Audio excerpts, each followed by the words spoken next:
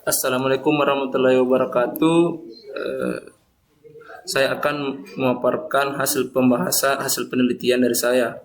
Nama Saiful Bahar, NIM 1464041002 dengan judul penelitian itu kajian konflik mahasiswa di Universitas Negeri Makassar.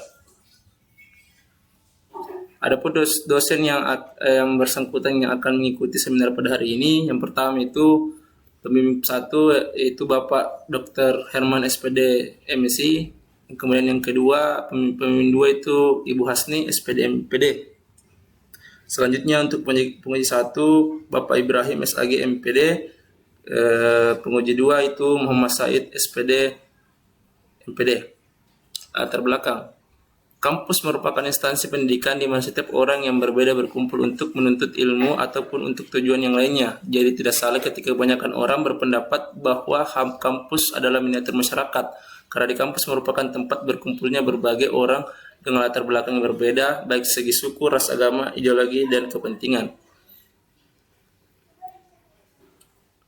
Meskipun mahasiswa dilihat dari aspek lingkungan, perguruan tinggi sebagai insan akademik atau bisa dikategorikan sebagai masalah intelektual. Namun di selain kapasitas ilmuwan yang heterogen dikarenakan perbedaan dalam memberikan persepsi sekat atau perbedaan yang signifikan tentang menyikapi fenomena yang terjadi. Maka insting untuk bermusuhan lebih besar dibandingkan dengan dorongan simpatik dan membuat pergerakan konflik yang awalnya konflik personal menjadi konflik yang kolektif. Adapun rumusan masalah yang pertama itu bagaimana gambaran konflik mahasiswa di Universitas Negeri Makassar. Yang kedua, bagaimana faktor determinan konflik di Universitas Negeri Makassar. Dan yang terakhir itu bagaimana upaya yang dilakukan sivitas akademik untuk menyelesaikan konflik antar mahasiswa di Universitas Negeri Makassar. Selanjutnya untuk tujuan penelitian yang pertama menganalisis gambaran konflik mahasiswa di Universitas Negeri Makassar, yang kedua mendeskripsikan faktor determinan konflik di Universitas Negeri Makassar, dan yang ketiga menganalisis upaya yang dilakukan sivitas akademik untuk menyelesaikan konflik antar mahasiswa di Universitas Negeri Makassar. Adapun manfaat terbagi dua, yang pertama itu manfaat teoritis dan yang kedua itu manfaat praktis. Kemudian tinjau pustaka, yang pertama itu konsep mahasiswa. Menurut Kamus Bahasa Indonesia, mahasiswa berarti orang yang belajar di perguruan tinggi, sedangkan menurut Undang-Undang RI nomor 20 tahun 2003 tentang Sikdisnas bab 4 bagian keempat pasal 19 bahwasanya mahasiswa itu sebenarnya hanya sebutan akademis untuk siswa atau murid yang telah sampai pada jenjang pendidikan tertentu dalam masa pembelajarannya. Selanjutnya, konsep perilaku menyimpang. Perilaku menyimpang adalah perilaku dari para warga masyarakat yang dianggap tidak sesuai dengan warga masyarakat, yang dianggap tidak sesuai dengan kebiasaan, tata aturan atau norma sosial yang berlaku. Selanjutnya, konsep konflik. Jadi konflik menurut KBBI berarti percekcokan, pertentangan atau perselisihan. Konflik juga berarti adanya oposisi atau pertentangan pendapat antara orang-orang atau kelompok-kelompok. Setiap hubungan antara pribadi mengandung unsur-unsur konflik, pertentangan pendapat atau perbedaan kepentingan. Selanjutnya untuk gambaran konflik, di sini ada dua. Yang pertama itu konflik vertikal, merupakan konflik antar komponen masyarakat di dalam suatu struktur yang memiliki hierarki atau sunang yang sistematis dari atas ke bawah dan sebaliknya. Yang kedua itu konflik horizontal, merupakan konflik yang terjadi antara individu atau kelompok yang memiliki kedudukan yang relatif sama dan cenderung setara atau sejajar.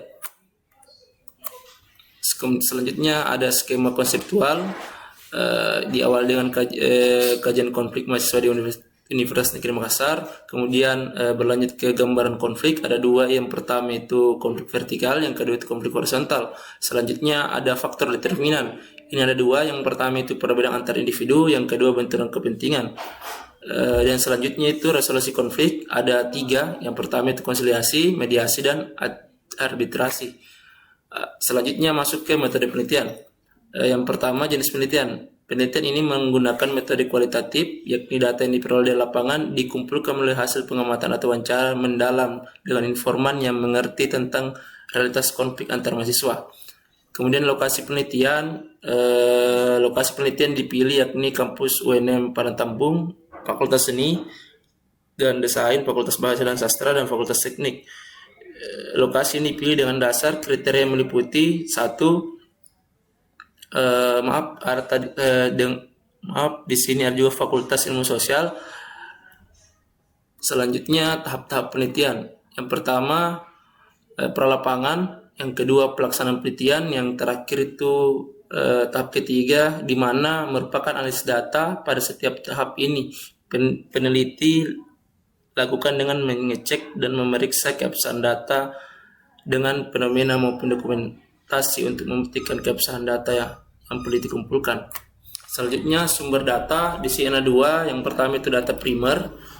Data primer ini merupakan data yang diperoleh langsung dari lapangan atau tempat penelitian. Yang kedua data sekunder, yang di mana merupakan data yang dikumpulkan dari tangan kedua atau dari sumber-sumber lain yang telah disediakan sebelum penelitian dilakukan. Selanjutnya instrumen penelitian. Di sini pada penelitian ini menjadi instrumen adalah peneliti sendiri dibantu dengan instrumen penelitian berupa satu, lembaran observasi, yang kedua pedoman wawancara, dan yang ketiga pedoman dokumentasi. Selanjutnya prosedur pengumpulan data, yang ada dua. Yang pertama itu studi pustaka atau library research, yang kedua itu studi lapangan atau field research. Selanjutnya pengecekan keabsahan data, ada tiga. Yang pertama menggunakan triangulasi sumber, yang kedua menggunakan triangulasi teknik, dan yang ketiga menggunakan triangulasi waktu.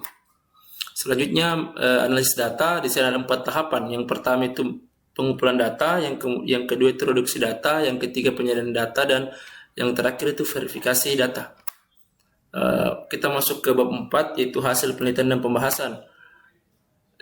Yang pertama itu gambaran konflik mahasiswa di Universitas Negeri Makassar. Yang pertama konflik vertikal, melihat gambaran konflik mahasiswa dari konflik vertikal di Universitas Negeri Makassar. Dari hasil wawancara beberapa responden hampir semua sepakat menganggap konflik ini merupakan suatu hal yang sudah biasa terjadi. Ini membuktikan bahwa kurangnya upaya untuk meminimalisir terjadinya konflik di Universitas Negeri Makassar.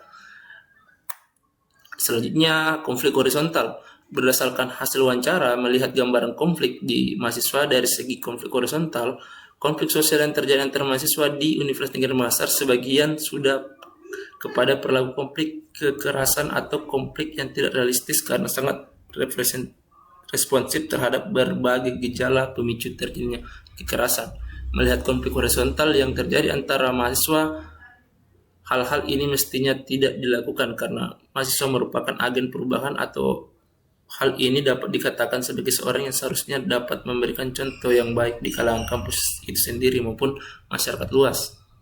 Selanjutnya kita masuk ke faktor determinan konflik di Universitas Negeri Makassar. Yang pertama, perbedaan individu.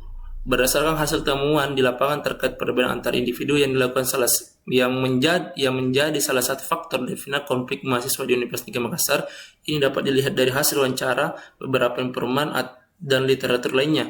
Perbedaan individu ini cukup berpengaruh karena setiap individu satu dengan yang lainnya berbeda dalam hal seperti sifat, sikap, suku, pendirian dan keinginan, kepentingan, serta keyakinan agama yang mengingat di kampus Universitas Negeri Makassar merupakan salah satu kampus terbesar di wilayah Makassar.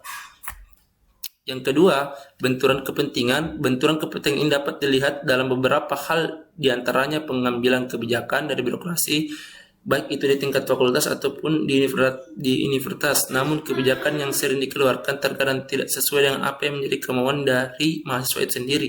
Dari kasus ini yang nantinya akan menjadi pemicu adanya tindakan protes dari mahasiswa.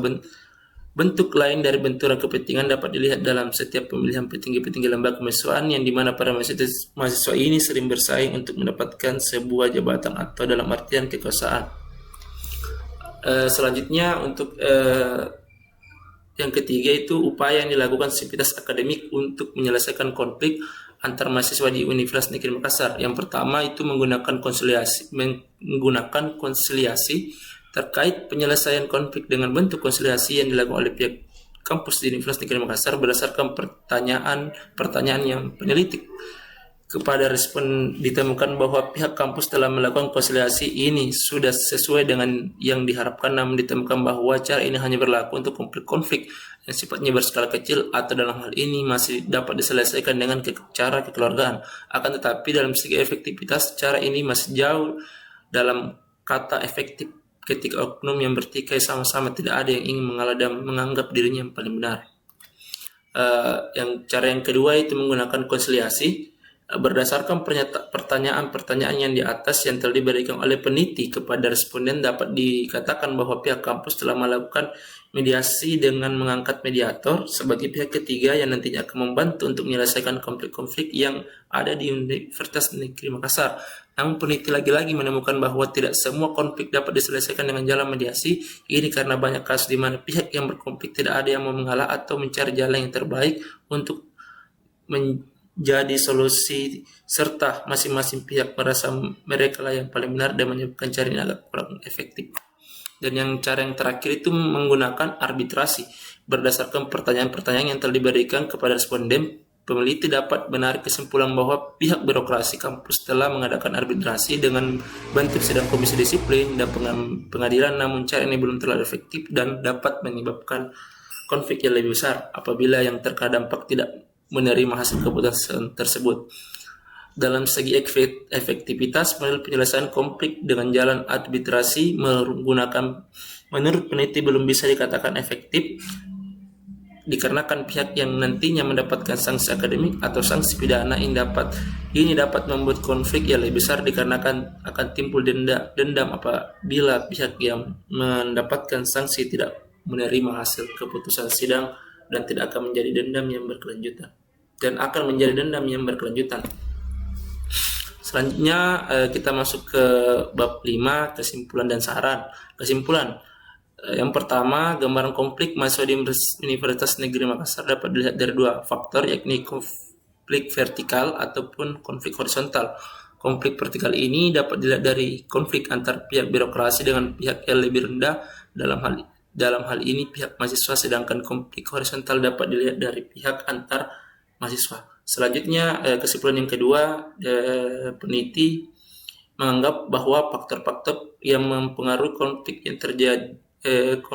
yang terjadi di Universitas Negeri Makassar terbagi menjadi dua, yaitu faktor antar individu dan benturan kepentingan. Perbedaan antar individu ini menjadi sesuatu yang sangat sering terjadi dikarenakan setiap individu memiliki cara pandang yang dalam melihat sesuatu kejadian. Benturan kepentingan menjadi salah satu faktor utama menjadi konflik di Universitas Negeri Makassar. Ini dikarenakan adanya pihak-pihak tertentu yang ingin mendapatkan kekuasaan serta adanya keinginan untuk menjadi yang lebih baik di kampus walau harus menggunakan cara yang tak sepantasnya.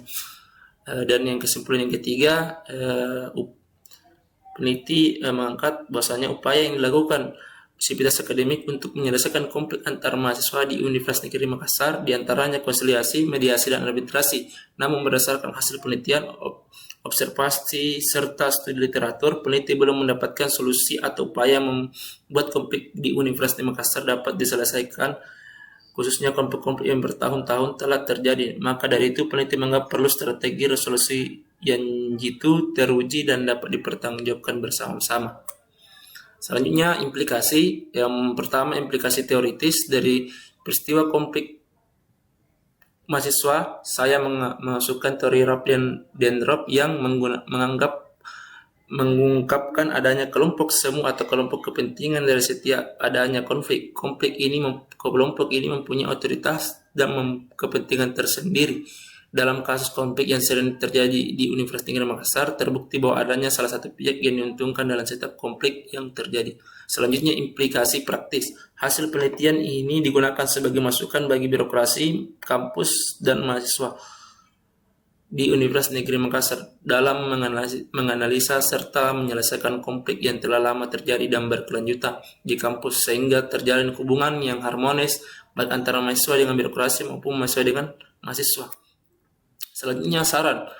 Yang pertama, terkait dengan rumusan masalah yang pertama, ada dua saran yang diajukan oleh peneliti. Saran pertama berkaitan dengan indikator pertama, yaitu konflik vertikal.